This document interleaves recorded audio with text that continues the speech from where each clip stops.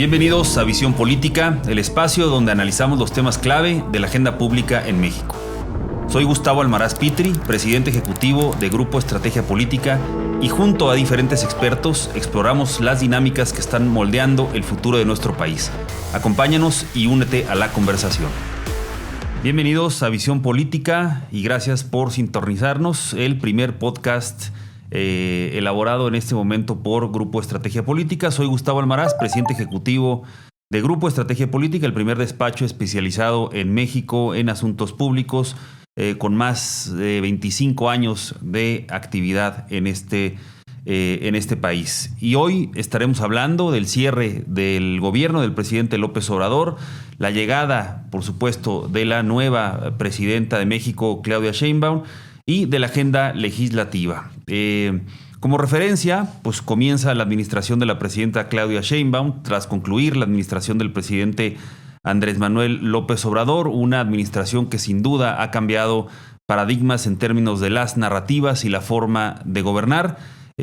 Muchos temas que han avanzado, muchos temas también pendientes y por supuesto, como les comenté, estaremos observando qué va a pasar en el Congreso de la Unión con la agenda pendiente del presidente López Obrador, así como la agenda que impulse la nueva presidenta de México. Y para dialogar de esos temas, el día de hoy se encuentra conmigo la directora de Información Estratégica de Grupo Estrategia Política, Itzel Caballero, una gran amiga, una colega que lleva más de 15 años dándonos toda la información desde muy temprano, todos los días, para que no solo nosotros, sino la clientela también esté muy bien informada de lo que pasa en nuestro país. Itzel, muy bienvenida a este primer podcast Visión Política.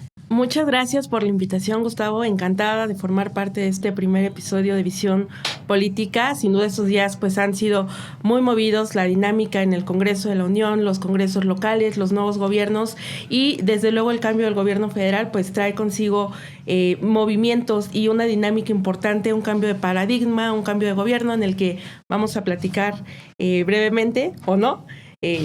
Muchas gracias por la invitación. Tiene que ser breve porque no tenemos mucho tiempo, mi querida Itzel. Y bueno, si quieren entremos a los temas.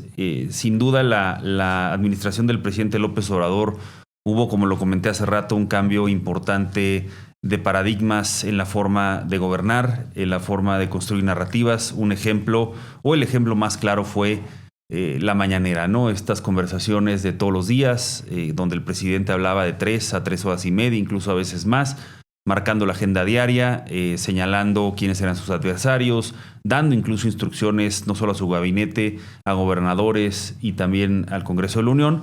Y bueno, podríamos hablar de eso, pero también de cómo cierra el presidente López Obrador este sexenio y cuáles son sus temas en los que podemos decir que ha avanzado y los grandes pendientes que le deja a la próxima administración. Si quieres, empecemos con eso, Itzel. Sí, Gustavo, pues muy importante lo que comentas. Desde el lunes 3 de diciembre de 2010, que fue la primera conferencia matutina del presidente, hasta el próximo lunes 30, habrá ofrecido 1,448 conferencias, ¿no? Lo cual es un dato relevante. 189 pues, son solamente de este 2024, de enero a septiembre que termina. Y como bien decías, estas conferencias no solo han definido los temas de la agenda pública, sino que a través de este canal de comunicación se ha transmitido una concepción de un México en el que todos quisiéramos vivir, que es la discursiva del presidente, y un México de los otros datos, ¿no? Te lo comento porque, bueno, con datos del Coneval, en México todavía existen 46.8 millones de personas que viven en pobreza. Esto es cerca del 36% de la población. Hay un importante grado de deserción escolar que se asocia a diversos elementos como pobreza, economía, violencia, temas culturales, sociales, pero que deja ver que no necesariamente los programas sociales de las becas pues han influido en que se reduzcan estos números, ¿no? Y estos datos te los estoy dando con base en el sexto informe de gobierno, o sea, el propio gobierno es quien está dando estos datos. El tema de la salud, desde luego, ¿no? Con datos del Coneval, 64.7 millones de mexicanos actualmente no cuentan con acceso a seguridad social y hay una percepción de la población en donde los servicios de salud son muy deficientes.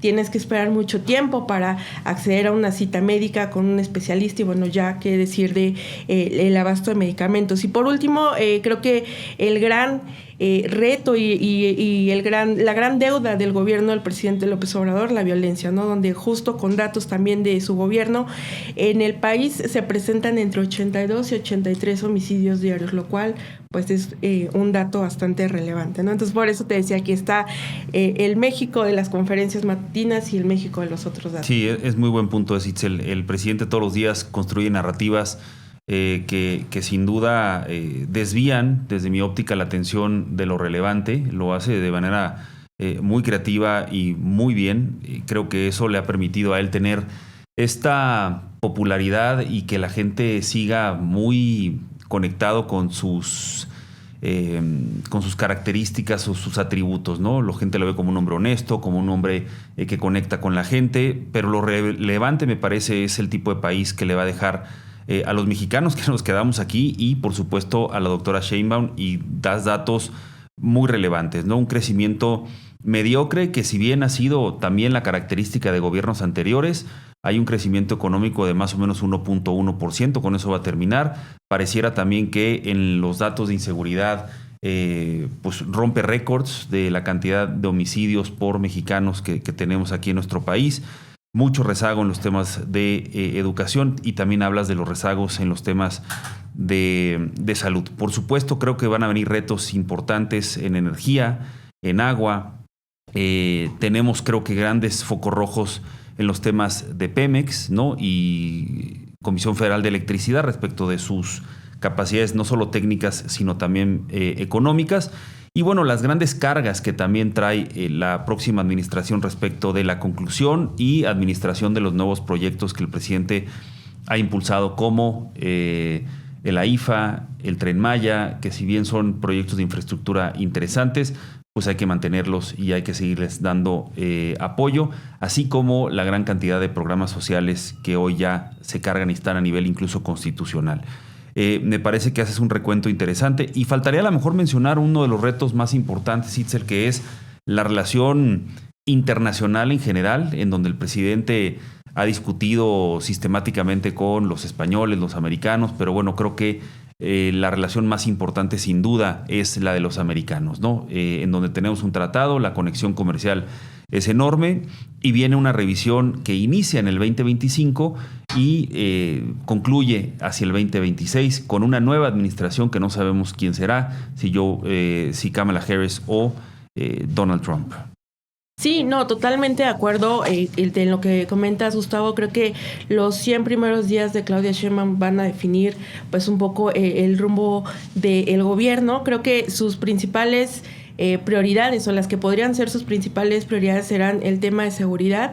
La situación de inseguridad debe ser punto clave, ¿no? Insisto, durante estos primeros 100 días, la percepción de inseguridad en el país es generalizada. La violencia ataca a todos los sectores de la población, desde los sectores más bajos hasta los sectores empresariales. Tienes gente que está pagando derecho de piso desde el mercado, el señor de las tortillas, la señora que vende verduras, ¿no? Y que eso influye también, desde luego, en la parte económica del país. Y por otro lado, empresas en donde el transporte de sus mercancías pues son robadas en las carreteras. Entonces, el tema de la seguridad me parece que es clave en los primeros 100 días del gobierno de Claudia Sheinbaum.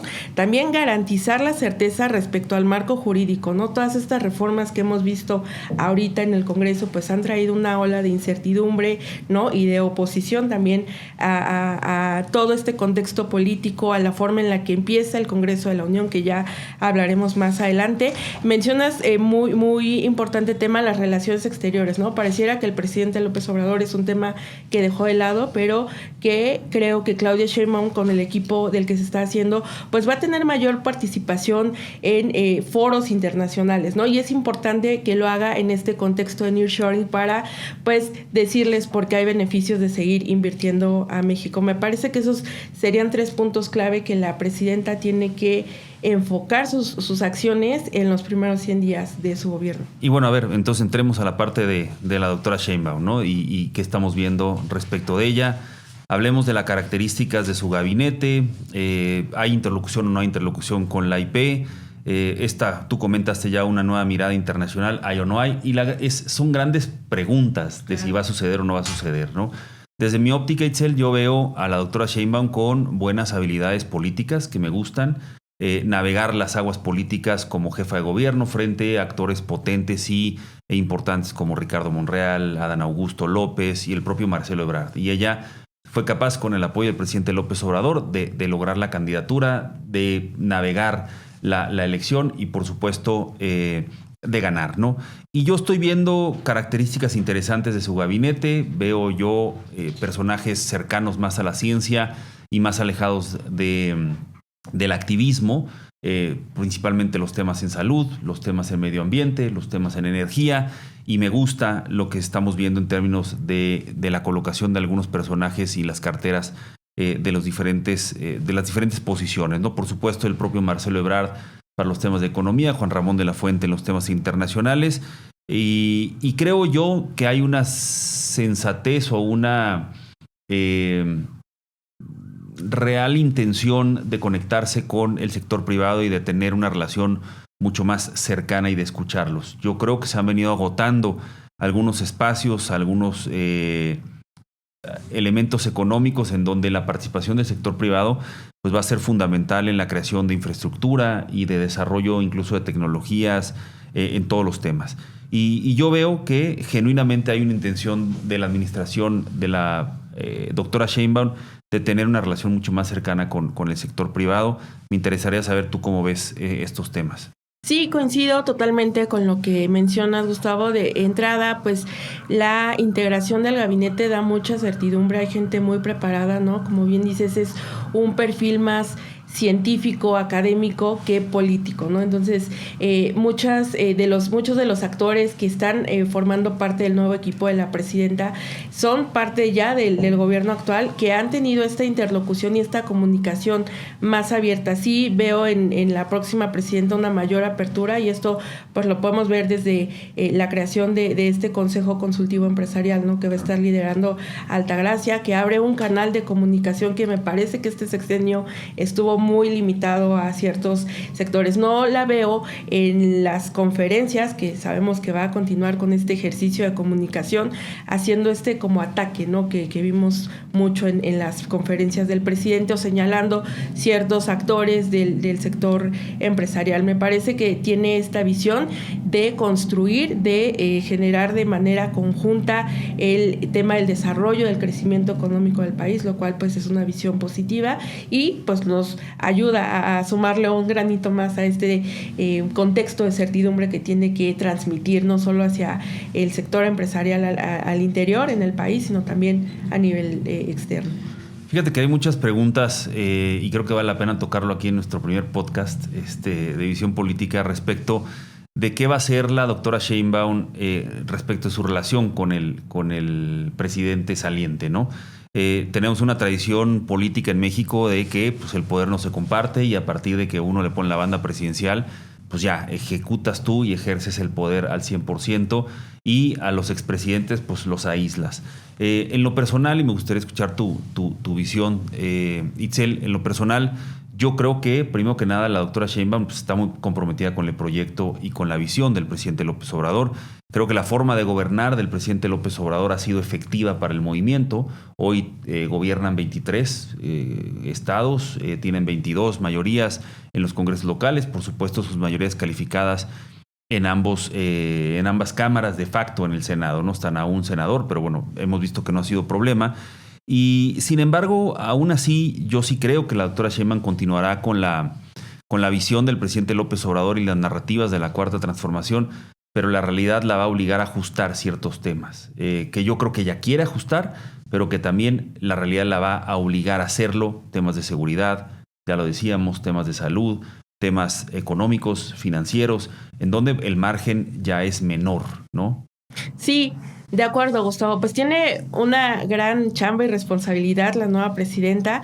Desde luego ya ha dicho en varias ocasiones que va a mantener la línea del gobierno del presidente López Obrador. O sea, es seguir y dar continuidad al proyecto. Por eso se llama el segundo piso de la Cuarta Transformación, en donde el tema social va a seguir siendo prioridad para el gobierno de Claudia Sheinbaum, pero también apostando por otro tipo de elementos que yo creo que el presidente López Obrador dejó de lado, y claramente es el tema ambiental, energías, donde pues la presidenta es experta, ¿no? También hay diversos vínculos internacionales que le permitirán aterrizar esta agenda, estos temas, y los retos siguen, ¿no? O sea, los retos siguen. Yo creo que la parte de los programas sociales que va a ser elemento prioritario de su agenda, también tendrá que visualizar la parte presupuestal para seguir llevando a cabo estos programas, ¿no? Ella está incorporando una agenda propia, una firma propia también de su gobierno, ¿no? El sello que quiere imprimir de decir esto es Cuarta Transformación y esto es el gobierno de Claudia Sheinbaum, el apoyo a las mujeres, las becas, claro, ¿no? Que es lo que quiere seguir impulsando, pero también son retos importantes en temas de administración presupuestal, de todo lo que implica cumplir y terminar lo que el presidente dejó pendiente por un lado, y por otro lado, pues seguir dándole cauce a esta agenda de la 4T con sus propios proyectos y con su propia firma. Es una bendición y una maldición el poder que tiene, ¿no? Porque no va a poder echarle la culpa al pasado, y hay una expectativa enorme de que camine pues, con toda la fuerza que hoy tiene como próxima presidenta. Y creo que para otro podcast habría que tocar el tema de la mujer, como lo acabas de señalar, y por supuesto también los balances y los diferentes grupos al interior de Morena, estando ya el hijo del presidente formalmente como un liderazgo. Pero vamos mejor a otro tema, que es el que realmente muchas veces nos quita como firma el sueño y nos mantiene con una taquicardia permanente, que es el Congreso de la Unión, ¿no? Una gran cantidad de temas, no nos había tocado desde el nacimiento. Es más, el despacho nace a partir de la pérdida de las mayorías del revolucionario institucional, y desde ahí la necesidad de interactuar con el Congreso. Creo que incluso con estas mayorías calificadas la labor sigue siendo muy relevante e importante, pero pues sí es un cambio de cómo interactuamos y cómo las cosas. Llevamos, y se le olvida a mucha gente, 6 años actuando con un Congreso de mayorías absolutas, tanto diputados como senadores, en donde Morena puede procesar el 85% de las leyes secundarias, pero hoy, yo lo digo a manera de broma, los legisladores de Morena te saludan y te dicen, ya tenemos mayoría calificada, buenos días, ¿no? ¿Y en qué te puedo ayudar? Y eso es como ya hoy se manifiesta, ¿no? A partir de que tenemos mayoría calificada podemos hacer A, B y C, ya tenemos mayoría calificada, podemos hacer esto y esto y el otro. Y bueno, ese es el entorno en el que tenemos que navegar. Platícanos un poco de los temas que ves y de las dinámicas a las que nos vamos a topar, Itzel. Sí, este tema es muy interesante y es el que nos apasiona mucho para quienes nos dedicamos al estudio del poder legislativo. No habíamos visto una mayoría por parte de un solo partido, y eso hay que comentarlo, ¿no? Las mayorías que están ahorita en el Congreso pues también se deben a estas alianzas legislativas que se han creado desde 2018. Sin embargo, pues ahorita la mayoría calificada sorprendió mucho. Yo creo que el resultado de la elección del 2 de junio era esperado. Esperábamos una mayoría, pero creo que muchos no contábamos con que esta mayoría iba a ser calificada y que les iba a permitir a la alianza de Morena, PT y Verde aprobar reformas constitucionales. Tiene un papel muy relevante el poder legislativo en este esquema de división de poderes que me parece que ha sido cuestionado con mucha razón, ¿no? En las anteriores legislaturas, el 85% de la agenda atendida ha sido agenda del presidente López Obrador, y muy poca la cantidad de temas que se han discutido provenientes de la oposición, pero también de los propios legisladores de Morena, ¿no? Entonces, a mucha gente no le gusta escuchar que el Congreso se ha vuelto una oficialía de partes del Ejecutivo. Tampoco lo veo así, pero sí me parece que tendría una mayor responsabilidad en este esquema de contrapesos el legislativo, y bueno, pues parece que sí está únicamente procesando esta agenda del Ejecutivo Federal. Hay una representación de la ciudadanía, sí la hay, ¿no? Porque desde luego pues son representantes y están ahí por el voto de la ciudadanía. Sin embargo, me parece que las demandas ciudadanas no han sido atendidas en el Congreso, ¿no? Insisto, están muy... Danos algunas ideas de algunos temas que están procesando ahorita a nivel constitucional y algunos temas que va a procesar la doctora Sheinbaum, y una agenda más vamos a decir, de segundo plano, pero que también es relevante. Sí, claro. Pues bueno, inician con esta ola de reformas constitucionales que envió el presidente López Obrador el 5 de febrero. La reforma al Poder Judicial claramente le surgía. Esa reforma ya está publicada en el Diario Oficial y es pues el sello, ¿no? O el regalo a la salida del presidente López Obrador. Guardia Nacional, pueblos indígenas, salario y apoyos a jóvenes, que también ya tuvieron un avance. Son en total 18 reformas que envió el presidente y que van a ser atendidas, pero también viene la agenda de la doctora Claudia Sheinbaum. Y nada más antes de que pases a las de la doctora Sheinbaum, sabemos que algunas suenan muy bien, pero van a ser difíciles respecto de su implementación, ¿no? Y además también que posiblemente entren en conflicto con el tratado pues más importante que tenemos, que es con los Estados Unidos y Canadá, ¿no? Pero claro, pues una de estas reformas es sin duda la eliminación de los organismos autónomos, ¿no? Que esta reforma al momento no tenemos la certeza de en qué fecha se va a discutir.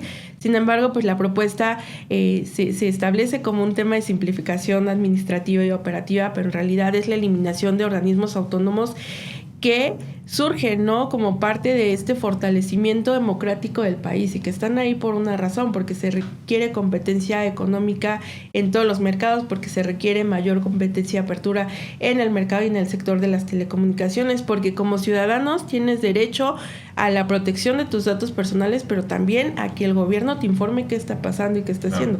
De ahí la existencia del INAI, ¿no? Entonces, que estos organismos quieran o busquen desaparecerlos a través de una reforma que pues desde mi punto de vista, a pesar de todos los foros que hubo, ha sido poco analizada sobre los impactos que puede tener principalmente en el tratado, ¿no?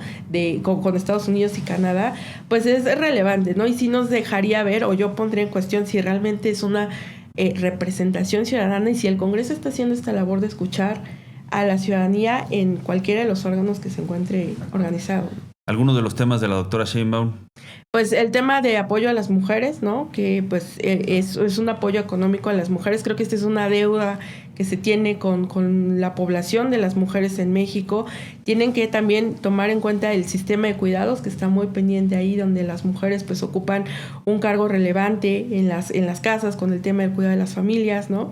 El tema de las becas, pero creo que esta situación de las becas tiene que ser analizada, Gustavo, por los datos que te daba anteriormente. O sea, claramente dar becas pues no es necesariamente la solución al tema o al sistema educativo y todo el rezago que se presenta en él. Entonces, vamos a ver estas reformas por parte de la doctora. Va a impulsar la situación o tiene como propuesta eliminar a los legisladores plurinominales, claro, ¿no? Y esto me parece a mí que es un gran riesgo porque limitas todavía la representación de minorías en el Congreso, ¿no? José Woldenberg decía que los plurinominales eran la representación del voto perdedor. Y efectivamente creo yo que hoy se puede ir a un análisis mucho más profundo de la sobrerepresentación y el análisis no debe solo ser visto de elimino plurinominales que tienen mala fama, pero tienen una razón de ser, ¿no? Y luego posteriormente, Itzel, viene una agenda secundaria muy relevante que corre desde la electromovilidad, desde el tema de residuos, agua, seguros, energía, muchas cosas que también el Congreso va a empezar a atender y que hay que estar muy atentos, ¿no? Como dices tú bien, el presidente López Obrador acaparaba la agenda, sin embargo hay un nivel secundario de reformas pues, que son de la mayor trascendencia, muchos temas laborales, una reducción de jornada a 40 horas, el tema de aguinaldo, el tema de darle espacios a las minorías, agenda digital, temas económicos, viene una gran cantidad de temas, ¿no? Si quieres, ya vamos a tener que ir cerrando más o menos el primer podcast aquí y si quieres platicarnos un poquito de eso. Sí, bueno, además de las reformas constitucionales, faltan reformas en materia ambiental, economía circular, la ley de aguas que tiene pues ya cerca de 10 años pendiente como la agenda del Congreso, gestión de residuos, ¿no? Los temas laborales que mencionabas, además se suma el tema de las licencias de paternidad, este tema de la ley Silla, ¿no? Que es el derecho al descanso en la jornada laboral, la agenda digital que va a tomar una particular relevancia por todo lo que está sucediendo a nivel global, que es el tema de ciberseguridad, inteligencia artificial y derechos digitales también, protección al consumidor en tema de garantías, ¿no? Todo lo que es economía digital, regulación laboral de plataformas digitales, que igual es una de las prioridades de la doctora Sheinbaum. Y en tema de salud, pues algunos elementos como registro sanitario, el tema también de digitalización de los servicios de salud, microplásticos y otros temas que también están en la agenda, pero creo que la prioridad que a lo mejor no es tanto el Congreso, sino el Ejecutivo, será seguir fortaleciendo el sistema de salud y garantizar el acceso a las personas. Pues bueno, Itzel, muchos temas, casi cada uno de los temas podría llevarse una sesión. Exacto, llevarse una sesión, un podcast específico.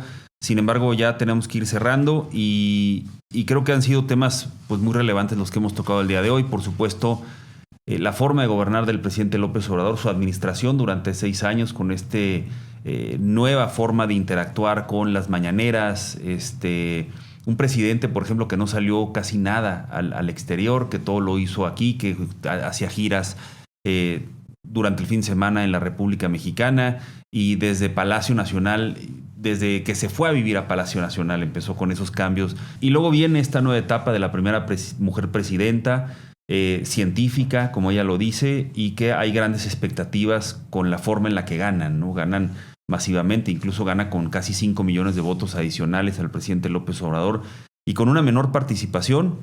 Y hay grandes expectativas porque sí recibe un país, quieras o no, con grandes retos en todos los temas que ya tocamos.